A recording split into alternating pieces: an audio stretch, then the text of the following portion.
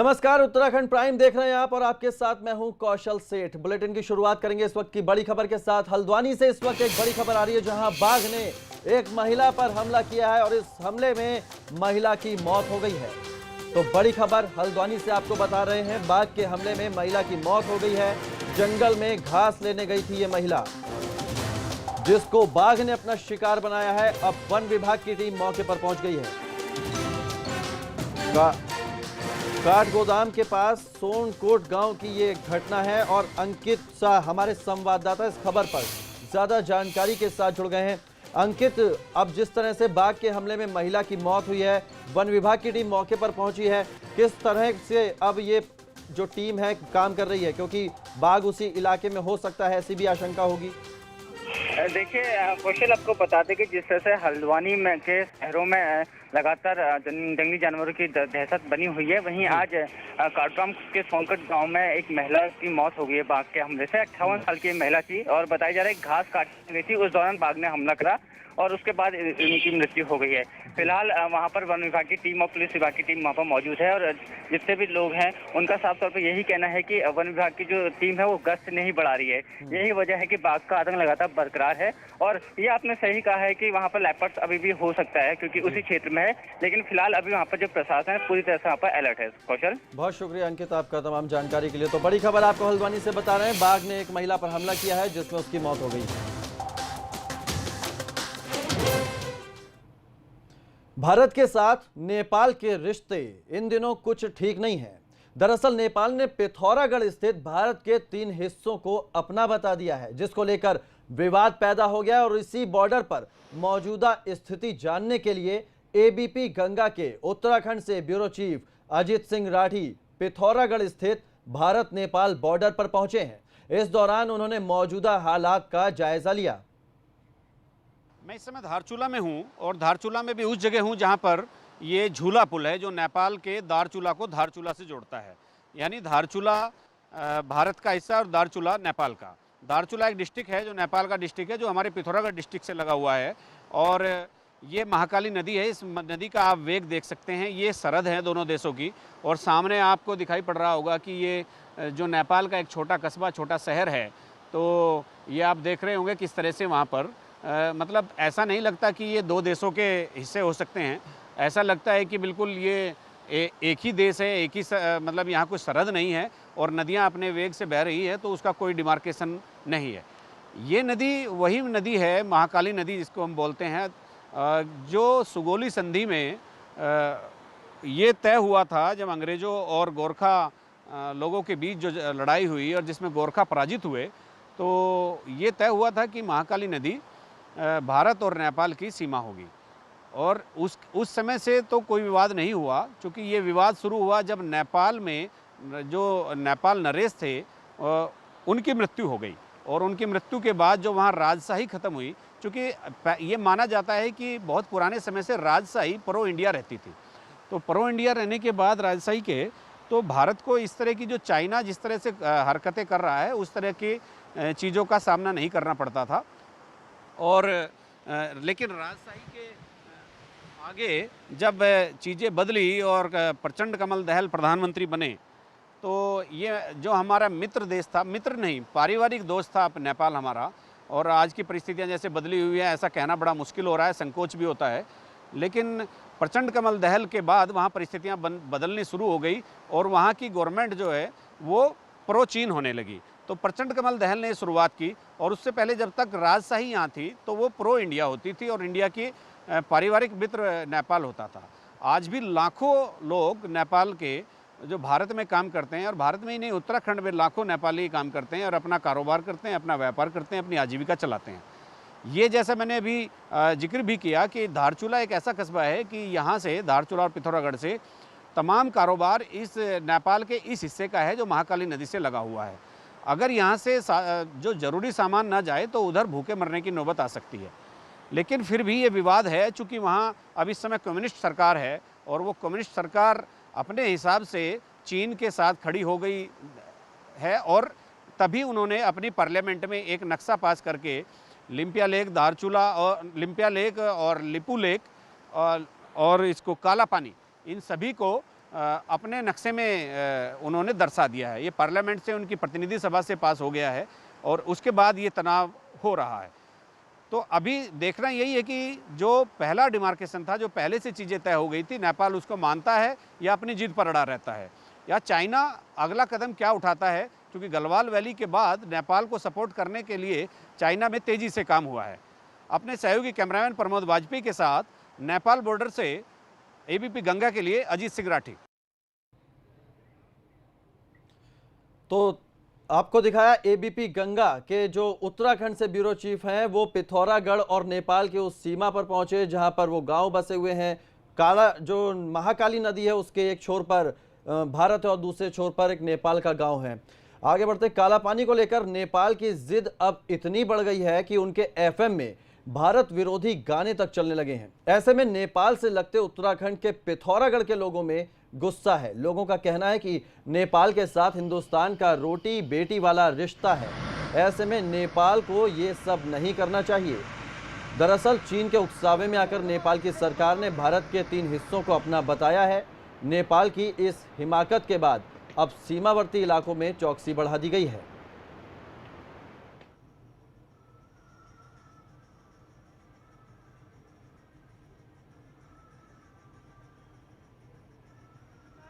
को अपनी ये मानसिकता छोड़नी चाहिए, क्योंकि हमारे जो है नेपाल और भारत का रोटी बेटी का रिश्ता है और यहाँ हमारे काफ़ी रंग लोग भी रहते हैं और यहाँ शादी ब्याह चलते हैं। हर ओकेजन पे हम हर चीज़ शेयर करते हैं। तो फिर हमें आराम से और आसानी से रहना चाहिए और भाई बंधुत्व के साथ रहना चाहिए। जो बंधुत्व की भावना पहले से है वो कायम रहनी चाहिए। बड़कोट में हाई स्कूल और इंटरमीडिएट बोर्ड एग्जाम की परीक्षा शुरू करने से पहले परीक्षा केंद्र को सैनिटाइज किया गया। यमुना घाटी के 3 ब्लॉक में कुल 18 परीक्षा केंद्र हैं, जिस पर सबसे बड़ा बड़कोट जीआईसी परीक्षा केंद्र है। परीक्षा शुरू होने से करीब 1 घंटा पहले बच्चों को केंद्र में बुलाया गया, जिससे बच्चों की थर्मल स्क्रीनिंग कर स्वास्थ्य परीक्षण समय से किया जा सके।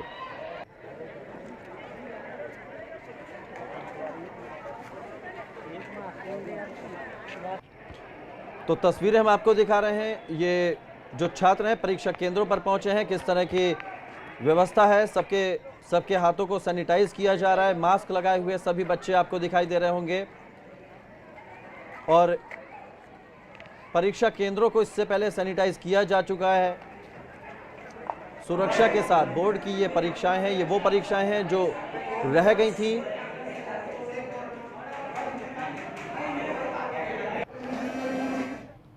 इस केंद्र पे जो है वर्तमान में आज जो है संस्कृत में 240 स्टूडेंट आज परीक्षा दे रहे हैं और इस केंद्र को जो है कल नगर पालिका के सहयोग से विधिवत सारे जो कमरे हैं उनको सैनिटाइज किया गया और आज भी सभी परीक्षार्थियों की थर्मल स्क्रीनिंग करने के बाद और उनको सैनिटाइज करके और मास्क वितरित करके जो है उनको परीक्षा में बिठाया जा रहा है। उधर रामनगर में बोर्ड की परीक्षा को लेकर शिक्षा बोर्ड ने तैयारियां पूरी कर ली हैं। लॉकडाउन से पहले 13 पेपर इंटर हाई स्कूल के होने बाकी थे, जिसको लेकर शिक्षा विभाग की तरफ से तैयारियां पूरी कर ली गई हैं। लेकिन इस बार परीक्षा में सबसे बड़ी अड़चन आ रही है कंटेनमेंट जोन में रह रहे परीक्षार्थियों की परीक्षा कराना। इसलिए शिक्षा विभाग ने यह फैसला किया है कि कंटेनमेंट जोन में परीक्षाएं फिलहाल नहीं होंगी। साथ ही जो बच्चे होम क्वारंटीन या फिर क्वारंटीन सेंटरों में है उनकी परीक्षा बाद में कराई जाएगी। इस समय जो कंटेनमेंट जोन में हमारे जो परीक्षार्थी हैं या परीक्षा केंद्र हैं, उन बच्चों की परीक्षाएं भी नहीं ली जा रही हैं। स्थितियां सामान्य होने के बाद में हम उनकी परीक्षाएं लेंगे। मूल्यांकन कार्य हमारा चल रहा है, परीक्षाओं के कारण बीच में रुकेगा। परीक्षा संपन्न होने के बाद में 2 दिन बाद फिर मूल्यांकन शुरू होगा, जो कि 15 जुलाई तक चलेगा। देश और दुनिया में कोरोना ने तबाही मचा रखी है। अब तक इसकी वैक्सीन की टेस्टिंग हो रही थी, मगर अभी तक कोरोना की सही दवाई नहीं बन सकी है। लेकिन अब बाबा रामदेव की आयुर्वेदिक कंपनी ने दावा किया है कि उनकी कंपनी पतंजलि ने आयुर्वेदिक माध्यमों से कोरोना वायरस की दवाई तैयार कर ली है। पतंजलि की तरफ से कोरोना वायरस की दवाई लॉन्च की गई। इस दवाई को कोरोनिल नाम दिया गया है। पतंजलि का दावा है कि यह दवाई कोरोना वायरस पर असरदार है।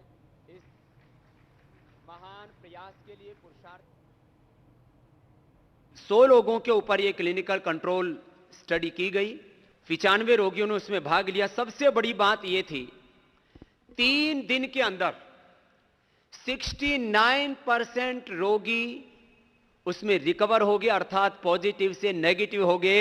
यह इतिहास की बहुत बड़ी घटना है।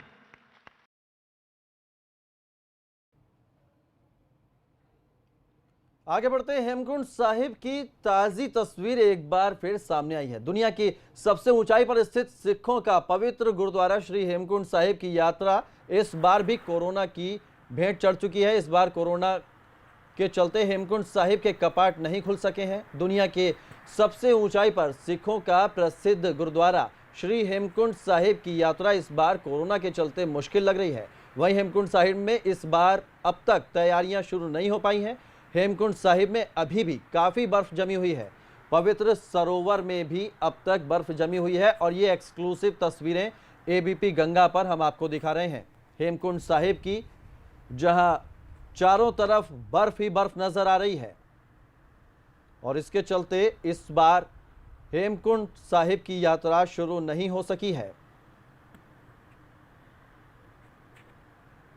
अभी भी यहाँ देखिए, हेमकुंड साहब की यात्रा की अभी कोई तारीख है वो निश्चित नहीं हुई। हमारा ये रूटीन चक्कर था श्री हेमकुंड साहब में, हम लोग रात ही वापस आए हैं और अभी भी अटलाकोड़ी वाला ग्लेशियर है जो तकरीबन 100 से 150 फुट लंबा है और 20 से 25 फुट तक ऊंचाई है उसकी, और नीचे को भी कम से कम ये घाघरिया से थोड़ा ऊपर तक है, मान लीजिए कि 1.5 किलोमीटर लंबाई में ज्यों का त्यों ही है। और हेमकुंड साहब के चौगिर्दे में भी 3 से लेकर 5 फुट तक बर्फ़ है। पूरा सरोवर है जो फ्रीज हो रखा है, बिल्कुल जमा हुआ है और चौगिर्दे में सारे में बर्फ़ है। और नीचे का रास्ता है जो तकरीबन 1.5 किलोमीटर तक, वो भी 2 से लेकर 5 फुट बर्फ़ से ढका हुआ है। केदारनाथ धाम की तरह अब बद्रीनाथ धाम को भी और भव्य रूप देने की तैयारी की जा रही है। जिस तरह से हर साल बद्रीनाथ धाम में श्रद्धालुओं की संख्या बढ़ रही है, उसको देखते हुए बद्री धाम को मास्टर प्लान के तहत विकसित किया जाएगा।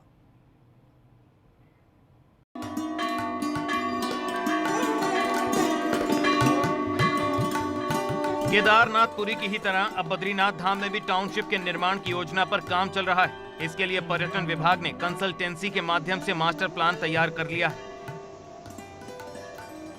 प्रस्तावित प्लान पर स्थानीय तीर्थ पुरोहितों, हकूकधारियों और स्थानीय लोगों से सुझाव लेने के बाद मुख्यमंत्री, पर्यटन मंत्री और मुख्य सचिव के सामने पेश किया जाएगा। सहमति के बाद मास्टर प्लान को पीएमओ के पास भेजा जाएगा। जिस तरह से केदारनाथ के टाउनशिप का पुनर्निर्माण किया गया था, उसी तर्ज पर एक बद्रीनाथ के लिए भी एक बृहद योजना बनाने की तैयारी की जा रही है। ये अभी बहुत ही प्रिलिमिनरी स्टेज पर है। इसके संदर्भ में जो डिस्कशन हो रहे हैं, इसमें एक कंसल्टेंट्स को एंगेज किया गया हुआ है और वो कंसल्टेंट के द्वारा विविध विकल्प क्या हो सकते हैं, इसके बारे में एक प्रिलिमिनरी प्रस्तुतिकरण विभाग को दे दिया गया है। मास्टर प्लान के तहत बद्रीनाथ धाम में कई काम किए जाने हैं। इसमें बद्रीनाथ धाम में आने वाले श्रद्धालुओं की सुविधाओं के साथ सौंदर्यकरण के काम किए जाएंगे। श्रद्धालुओं को ठंड से बचाने के लिए इंतजाम, ठहरने बैठने के साथ ही बद्रीताल, नेत्रताल का सौंदर्यकरण, पार्किंग का निर्माण किया जाएगा। मास्टर प्लान के तहत मंदिर परिसर में खुली जगह होगी। अभी तक मंदिर के प्रवेश द्वार पर जगह कम होने से श्रद्धालुओं की भीड़ बढ़ जाती है। पिछली बार बद्रीनाथ में 12.5 लाख लोग आए हुए थे, वो अपने आप का एक कीर्तिमान है। और आने वाले समय में हमारे यहाँ पर लोगों की, जो चूँकि 4 धाम की सड़कें, ऑल वेदर सड़कें बन रही है, हमारे हेलीकॉप्टर की कनेक्टिविटी अच्छी हो गई है, गौचर तक हमारे फिक्स विंग के विमान वहाँ पर पहुँचने हैं। इस सभी के चलते हम लोगों के वहाँ पर इन लोगों की दिन ब दिन आने की संख्या जो है बढ़ती रहेगी और उसके चलते हम लोगों को कैरिंग कैपेसिटी की बृहद वृद्धि करने की आवश्यकता है। तो उसके चलते ये आवश्यक ये किए जाएंगे। पिछले पर्यटन सीजन में 12 लाख के करीब तीर्थ यात्री बद्रीनाथ धाम पहुंचे थे। जिस तरह से लोगों का रुझान उत्तराखंड के इन 4 धामों के प्रति बढ़ा है, उसे देखते हुए आने वाले समय में यात्रियों के लिए सुविधाएं बेहतर करना जरूरी है, ताकि यात्रा पर आने वाले श्रद्धालु एक अच्छे एहसास के साथ अपने गंतव्य को वापस लौटें। देहरादून से एबीपी गंगा के लिए विनोद कुमार की रिपोर्ट। केदार घाटी में चल रहे पुनर्निर्माण कार्यों की समय समय पर पीएम मोदी के द्वारा मॉनिटरिंग के चलते फेज 1 के अधिकतर कार्य संपन्न हो चुके हैं, जिसमें मंदाकिनी घाट का निर्माण, सरस्वती घाट का निर्माण, मंदिर मार्ग का काम, आस्था पथ और केदारनाथ आपदा के समय पंडे पुरोहित समाज के लोगों के बहे घरों का निर्माण का काम जल्द पूरा कर लिया जाएगा। साथ ही शंकराचार्य समाधि का काम जल्द पूरा होने की भी उम्मीद जताई जा रही है। सरस्वती के घाट का निर्माण था, वो कार्य पूर्ण हो गया है लगभग। हमारे मंदाकिनी की तरफ जो है घाट का कार्य था, फ्लड प्रोटेक्शन का वर्क था, वो कार्य पूर्ण हो गया है। मंदिर का जो अप्रोच मार्ग है वो कार्य पूर्ण हो गया है। मंदिर का आस्था पथ जो है ये कार्य पूर्ण हो गया है। और वहाँ के जो पंडे पुरोहित थे जिनके कुछ मकान बह गए थे, उसमें से आधे एक मकान जो है वो सितंबर तक पूर्ण हो जाएंगे। एक ब्रेक के लिए रुक रहे हैं, फौरन वापस लौटते हैं।